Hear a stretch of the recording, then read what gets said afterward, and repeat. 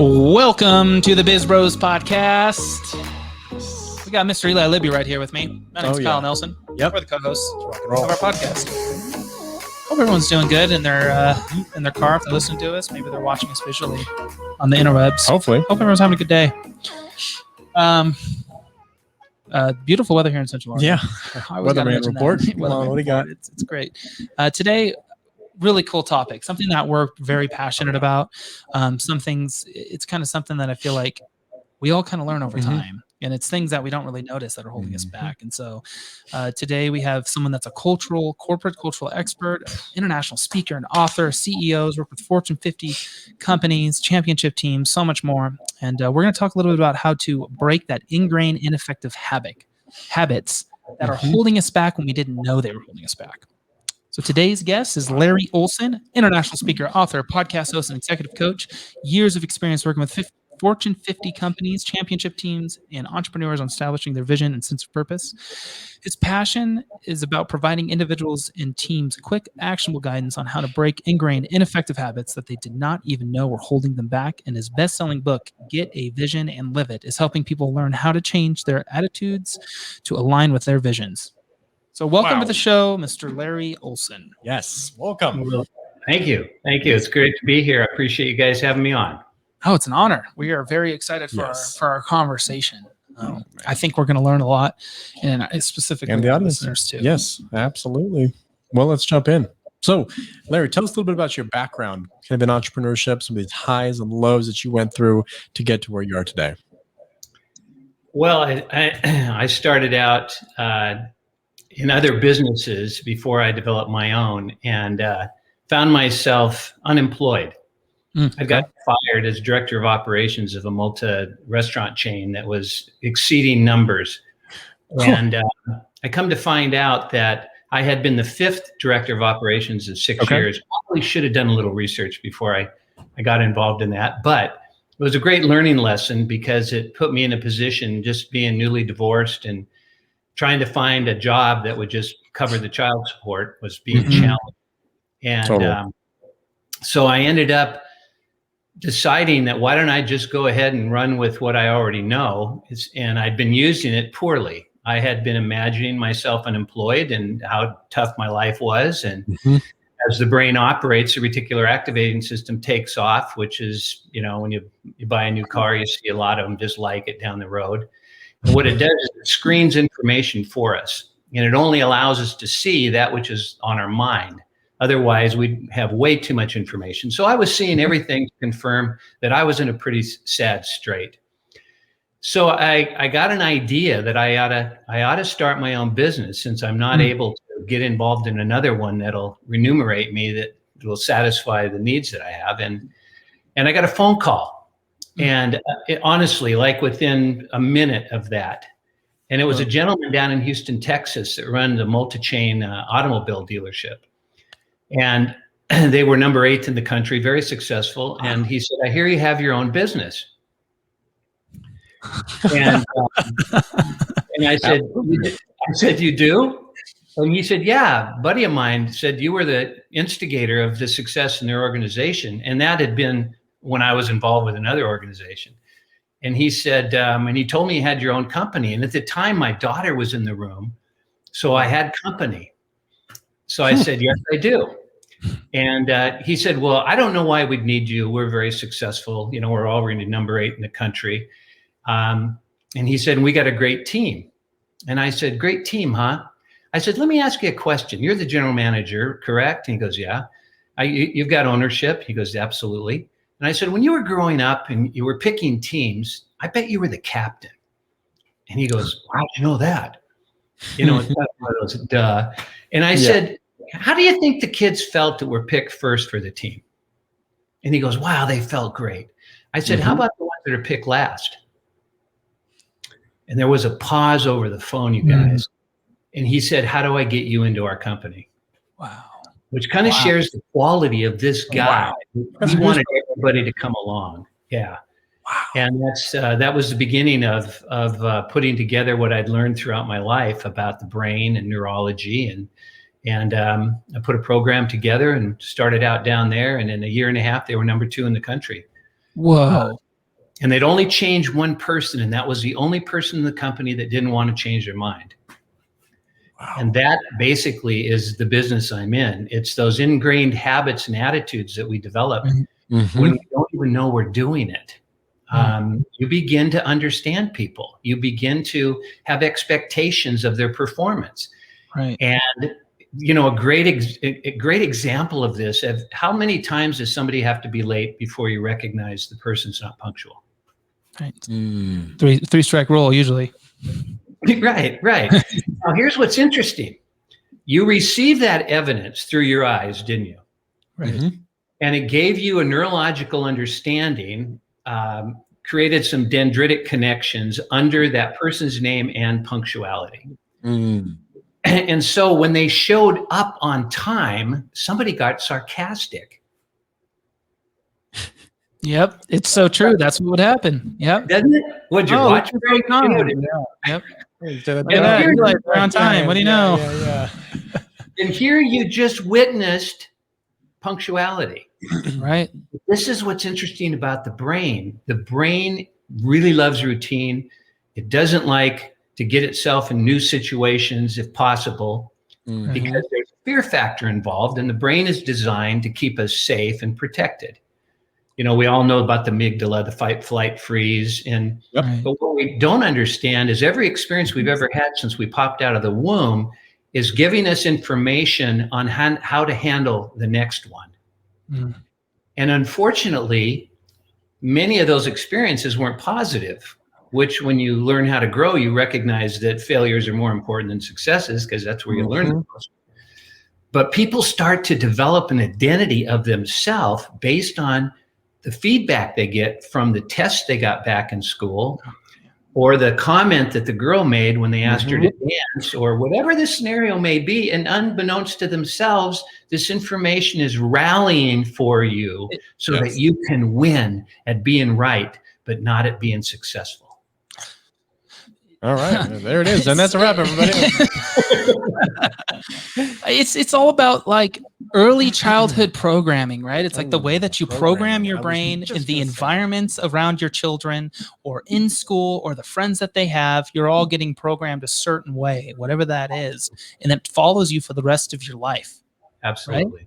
Absolutely. I know you were. You can go ahead and say you were going to say it, but I don't know about that. Say that. But it's like ingrained in You've got an attitude about you. Exactly. He's picking up on this guy. No, I think that's so true. But I think I think what you're going to talk about too, what we talked about, we did this size seminar, personal growth, personal success course. It was like a boot camp that we did together. Oh, okay. But programming, we learned about programming and kind of how that's what Kyle just said. But being self-aware, understanding when that habit might be coming out, and then figuring out different tools to kind of break that habit. But first, you have to be self-aware that you're doing that kind of thing in order to fix it. And you were touching on it. So absolutely, you bet. So when you're talking to teams or individuals or whatever it may be, how are you picking up these habits? How is it? You having like one-on-one conversations? Are you doing team events? Are you doing assessments? How does that work? I'm asking questions. And my first question is, what is the ideal outcome? That's my first question. The book Get a Vision and Live It is all about if we don't have the vision, if we don't go into school expecting an A, then we'll settle for other grades. If we don't expect positive outcomes, and I'm not talking about positive thinking. You've seen positive thinkers, people with a big smile on their face, and you go, "How do you do it?" And they go, "I don't have a clue." And so true. They just heard, if you think that way, wonderful things will happen. And so as you ask questions in an organization, you begin to find out what they want. And then the most serious question is what situations, thoughts, or feelings are keeping that from happening? And that's where I find out whether or not this is a lane that I can play in. Because I think that's really important for any consultant or anybody in business, is to know where your strengths are and where you're at your best. You can always develop other areas, but never lead from those. Absolutely. It sounds like, Larry, you're just an amazing observer and listener. Like, you can come in and probably read that body language and kind of feel how that person is. Like you said, over the phone, you can pick up that he was the captain. I think, just for our audience, just being a good observer, a listener, and then being able to kind of dissect and then go down the right path, I think is kind of what you're trying to allude to. Absolutely. And the other thing too is to raise self-esteem while you're growing something. And more often than not, we've been brought up with stop doing that. Or what were you thinking when that happened? And it's degrading. And so you've really got to get a culture that recognizes that we have got way more opportunity for us than we do results. And unless we raise our own expectation of what's possible, and we can't do that by just hoping that it works. We have to understand the science behind how we operate to begin with. And I share enough science not to get anybody's eyes to glaze over, but to overcome their own skepticism so they can't say to themselves, well, you don't know what I'm going through. Yep. I can see where you're, they get into this, they can, I can't kind of mindset, which is very limiting. That's so cool. I love in the one sheet that we were presented, corporate culture expert. I think when in our organization, we really focus on culture. It's one of our, It's huge. it's probably the number one pillar that we stand on. Really focus on culture, positive attitude, like you said, self-esteem, confidence, all those different buzzwords. So when I saw that, I was super attracted. And being okay to celebrate failures. Yep. Like we always try to make failures not something that's a negative and bring them down. We celebrate them. We find out. Enlightened. Huh? I'm proud of you. You're enlightened. Yeah, I mean it's Absolutely. true though. It's like you got to find the opportunities in every failure, and our team loves that. We have a gong in our office. Oh, do you? If there's successes. Every time there's a success, if someone wants to go hit it, they hit it. Everybody stops. We clap. We say, "What happened? What happened? Well, there's a sale, client happy, or just whatever, good feedback." We hit the gong, but sometimes we'll hit the gong for failures because it allowed us to understand and kind of flip that stepping stone over and see all the bugs that are destroying underneath. I don't know. That was bad. But anyways, we love it. We love it. So well, in the seminars I do, I've got a program called LIFE, which is an acronym for Lessons in the Fundamentals of Excellence. And it's a day and a half. And when people come out of it, they recognize that the only person that's holding them back, needless to say, is the one that's looking back at them in the mirror. But rather than that being a bumper sticker, they learn what to do about it. And I do a little exercise where I tell them, imagine I'm like 3 years old and I've never picked up a cup before. And there's a cup sitting there. And then I go to pick the cup up and it tips over. And when you do this live, the person sitting there is kind of like, oh, what happened? Yeah. And then I'll say, what just happened? How'd I do? And the person will go, you failed. And I'll go, don't hold back here. Okay, so it didn't work. So I'm tenacious. I'm a little kid. I don't know any better. So I try to pick it up again and it tips over.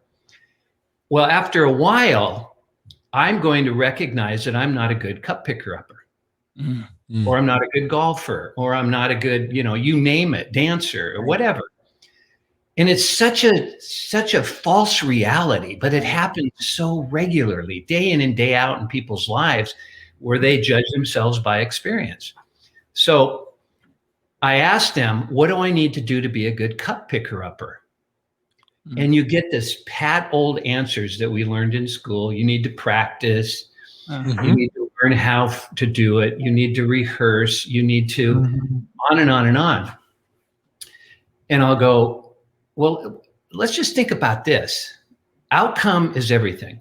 Instead of failing your way to outcome, have the outcome first, right? Which you guys know all about culture. Right. And so I said, all I need to do is I need to first see myself as a good cup picker upper. And then when I tip it over, I go, that didn't work, instead of saying, I don't work. That's really good. You follow me? I follow you. Right behind you, Larry. It's all about perspective. It's all about perspective. You guys are fun. I'm really enjoying this. Thank you.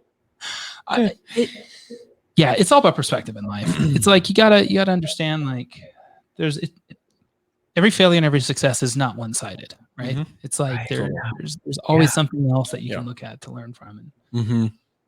Are you touching on like visualization as well when you talk about that? Yeah. We're doing that always anyway, right? Yeah. Anytime we have a conversation with ourselves, we're visualizing, if you will. And people have such a misunderstanding of that. But it's something that we do naturally. And the unfortunate thing is, in our society, which is so fear-based and focused on what's wrong and almost a little bit mean-spirited sometimes, it just really gets people to the point where they're not listening any longer. And they're doing enough to get people to shut up. And that really holds a company back when a leader has an attitude about their people. Even in one of the worst attitudes is, this guy's the best I got. Because now how do the rest of us feel? And this is why you have a lot of turnover, right? If you're not first, you're last, right? Yeah, the whole engagement concept is thrown out the window. And it's like you guys talk about it. You got to be celebrating. Right. Yep. But the celebration has to be not praise. It has to be recognition. It has to be specific, because then you're reinforcing the behavior you want, right? Yeah. Ooh. Yeah. Love that. Praise. So I'm kind of looking at the one sheet that we got sent over about you, and it mentions Achievement Acceleration Company. I'm kind of feeling what that might be through our conversation, but could you I'm literally going right lane, but I'm curious about that, because I keep looking at Achievement Acceleration Company. What does that mean? What is that? Well, everybody wants results, correct? Right. And typically most organizations do projections, and they do it for budgetary purposes. The challenge is when things go tough, they can change the projection. After all, look what happened. Who expected COVID, right? I mean, we can always find a reason to shortchange ourselves, to hold ourselves back, to build ingrained, ineffective habits, if you will. Right. And so achievement acceleration is learning how to pay attention to the end result. Covey, start with the end result in mind. Right. Yep. And getting into the idea behind, how do I do that? You guys are probably familiar with W. Clement Stone. Nope. The dead silence there. I was trying to cut it before we start the podcast. He was an industrialist back in the early 1900s who was multimillionaire. He was also an inverse paranoid. He honestly believed the universe was conspiring to do him good. So think about his vision. That's sick. First thing he said when he got up in the morning, and imagine this now, and I challenge all your listeners to start doing this. Okay. First thing before they think about anything else is they state this to themselves. They state this to themselves. Something wonderful is going to happen today. Now, what you just did is you just now turned on your reticular is always on. Are you familiar with the reticular activating system? Touch on that real quick. Yeah, the reticular. Okay. It's a net-like group of cells that connects the spinal cord to the brain. And since we have over 30 trillion bits of information that we could become aware of every second, 30 trillion bits of information a second. Imagine if we paid attention to all of that at once, right?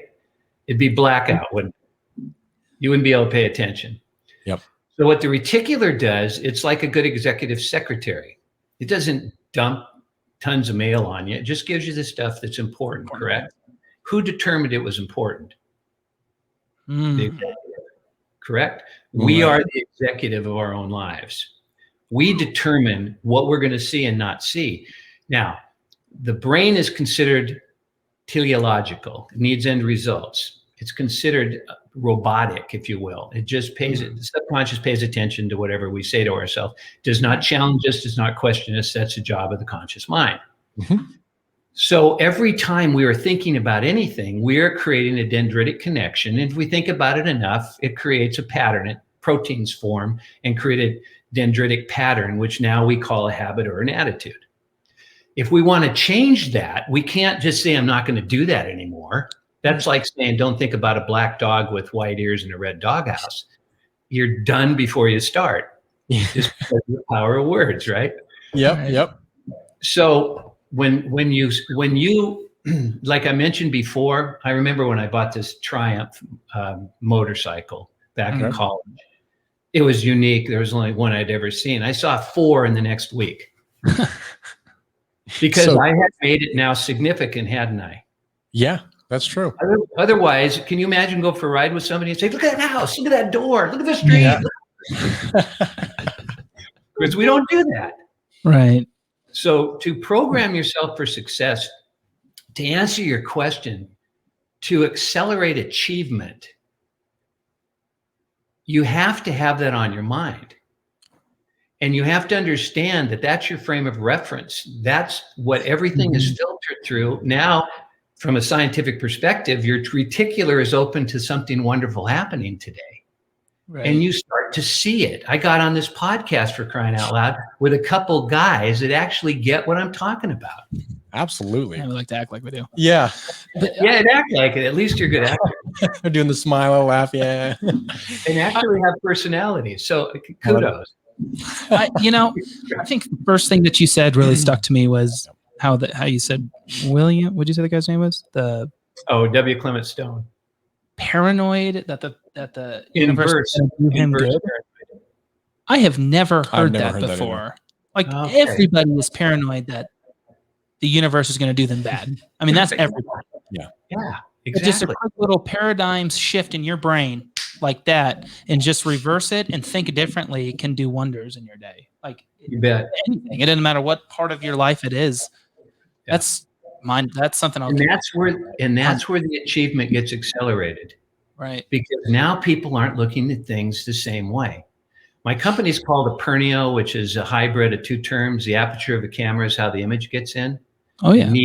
And neo in Latin for new. So it's new perspective. And what I teach is be able to look at the same differently. That is such a cool name. What was the last part you said? Look at this. What was that? Look at the same differently. Wow. To go home tonight and not see the family the way you've always seen them, because you have a global attitude about your family. Mm-hmm. So you know how to treat this kid, how to treat that kid, but what you stop doing is letting them grow and develop and become by asking questions. That's amazing. That really speaks to us. We're in the video production and photography space. That's a business. We talk about results driven. Our company's name is Results Imagery. So we're always putting out there results based services. Kind of Paranoia. That's actually mine. Yes. Wow. So I think this is a great. I mean, we've been going everywhere, and it's amazing. Coming back to the topic though, about how to break some of these ingrained habits. One of the ones you just touched on is waking up in the morning. I think and saying something great is going to happen to me today. I think most people wake up and just instantly start thinking about the day or whatever it might be. Brush teeth, whatever. Yeah, exactly. So let's talk about some different things that you help influence people and helping them break these different habits. And first, maybe becoming aware of those habits and then helping them break that. What are some different ways that you go through? Thing too. And common habits that you find. Well, the defeatist attitude is probably the most common attitude that I find, even with high performance people. And it's called being practical. And what is that? What is practical? Right. I mean, the fact that we got out of the womb was impractical. Yeah, right. We were the chosen. The odds of the sperm hitting the egg are make the lottery something that you can win every day. Absolutely. I mean, and the gift we got was life. So when we start to recognize that we already got the gift and we're living it now, and all our reality is what we've been able to allow ourselves to imagine, then why do we let these circumstances stop our imagining?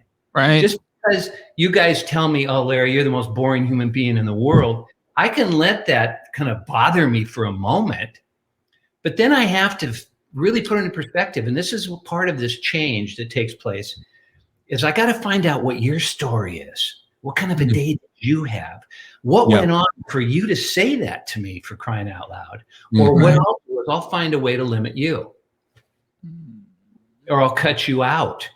Yeah. And this is what the problem with sarcasm and teasing in organizations is, people don't recognize the impact that it makes. So one of the things with change is to first recognize that you can. Okay. And don't try this stuff. You remember those Saturday Night Live deals? Don't try this at home. Right. Yeah. Don't try to wake up in the morning and go, something wonderful is going to happen today, because that's a skeptic attitude. Yeah. Right. Now, the first time you don't see something wonderful, you're going to go, well, I tried. Yeah. Yeah. No, you got to proclaim it and mean it. Totally. You do. And people have to recognize. Again, Yeah. don't just Proclaim let it. the They one. already have. People have to recognize they've already claimed it, but they've claimed limiting beliefs. Wow. I love the So point. Yeah, go ahead. No. It's knowing that you've already claimed it, but getting rid of those limited beliefs and just living how you're supposed to, rather than saying limited beliefs is reality. I'm going to try to proclaim that. Yeah. Okay. Mm-hmm. Yeah. Absolutely. I love the point you made in the very beginning, which is you were born. Like this is the best thing that could ever happen. It's just it's truly the gift. A habit that I do. I took that.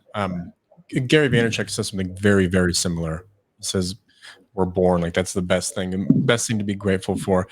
Ever since I heard that, every morning in the shower, I basically go through this whole list of what I'm grateful for: just being alive, health, Kyle. I mean, I put a checklist of just. Now, Larry. Yeah, Larry. Yes, then I gotta add that. I need my notepad. Yeah, you're gonna take a long shower here. Yeah, really. Drought. I really do believe in that, though. I really do believe that. No, totally. It's just the biggest gift we can get, and nothing else can get worse. I don't know where I'm going with that, but I know what you're saying. But your behavior, both of your behavior, personifies that you do. Right. You don't even have to speak it. I mean, you just have to show up, and people are impressed. People are taken back. People are in wonderment. People want to, it's infectious. They want to become a part of that. And that's the kind of culture organizations need to create, where people are looking forward to work, not these bizarre labels that millennial will only be the job 2 to 3 years. Okay, well, put that into their mind. Now what are they looking forward to? First opportunity out of this place. Yep. I'm just building my resume. Exactly. Totally. I think you hear that in the startup world. We've heard that our whole careers, what 8 out of 10 startups fail. Oh yeah. Like you got to make it past 5 years and then you're making it. It's like, nah. Yeah. I think we use that as fuel though. Yeah, you can use it as fuel. I guess that's a little different. It is totally different. It is different. Yeah. When you go, I'll show you. That's very different. Larry, to your point, Kyle and I, we preach about how we want every employee to come to work, kind of dread that Friday afternoon, having to go home and really looking forward to that Sunday night. And our employees, without us even really saying that much, they come to us and they say that we are so excited to get in the office on Monday. We love being here. Oh. But I think it really does stem from Kyle and I's love of life and love for being and doing what we do. I think it is kind of infectious, to your point. Yeah. Well, and you care, and it sounds like you guys care about people as well. Yeah. Yeah. I like most people.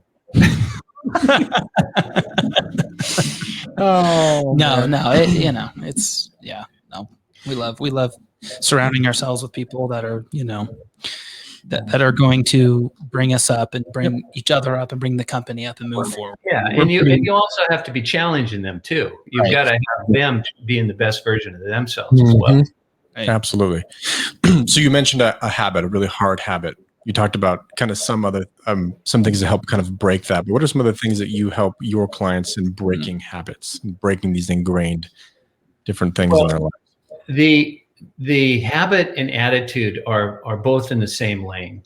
They're words that are used to replace one another almost. And we aren't born with attitudes; they're learned behaviors. Check this out. And do you have any idea what percentage of your performance is based on your attitude? I'd say a pretty high percentage. 90%. I don't know. 100%. 100%. Oh, that makes sense. It dominates. It dominates. Now, this is the important point. By the time a child is 10 years of age, they have over 100,000 attitudes. Wow. Okay. Wow.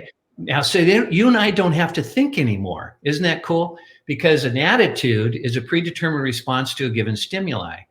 Somebody throws you the ball, you catch it. If you haven't learned how to catch, it hits you in the arm or you back away. I mean, it's based on what your attitude is about yourself as an athlete. And so it gets so specific to taste. You and I haven't even tasted our most favorite food yet. It's true. We have an attitude that we have, mm-hmm. haven't we?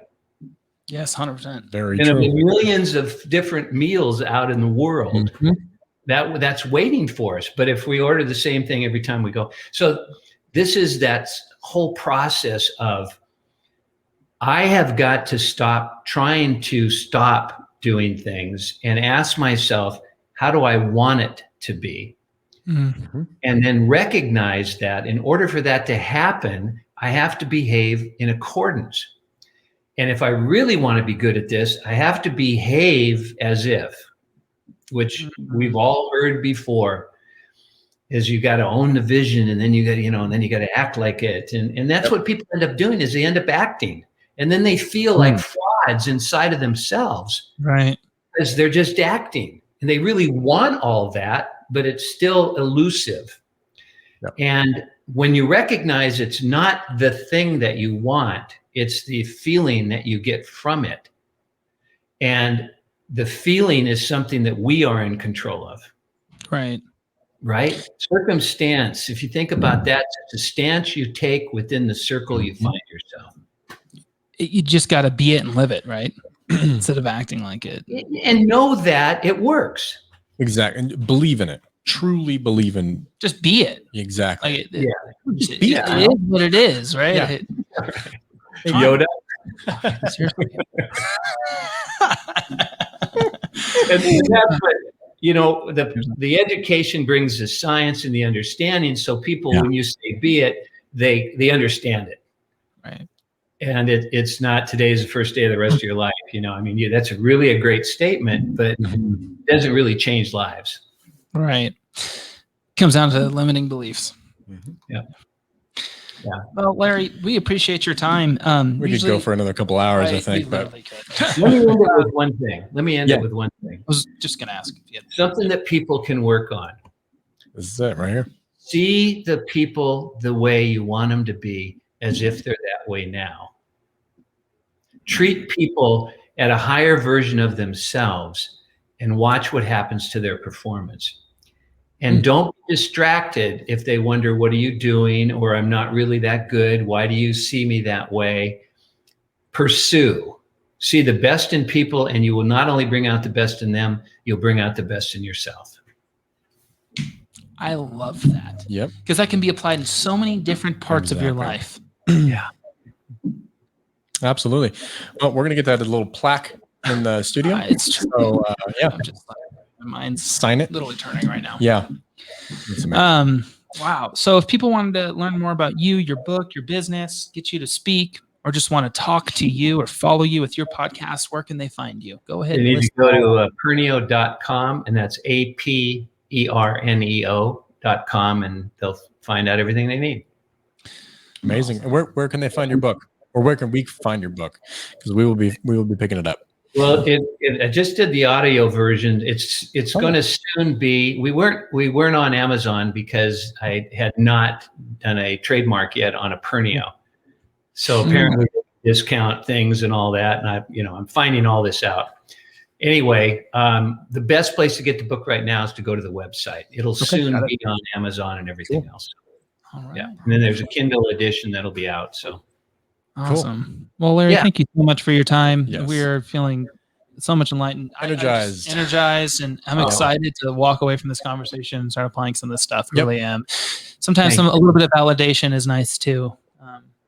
So, well, thank you so much, Larry. Hopefully we can follow up and have another episode and kind of dig more into just more neurology and just really getting down to the nitty-gritty. So it was my pleasure, guys. Awesome. Thank you, sir. Thank you so much, Larry. You bet. And if you haven't yet, please subscribe to the BizBros podcast. Just go ahead, anywhere you listen to podcasts, type in BizBros, find us, listen to our stuff, subscribe, follow us on all those other cool social platforms, and we will see you guys and listen and talk and chat on the next episode of the BizBros podcast.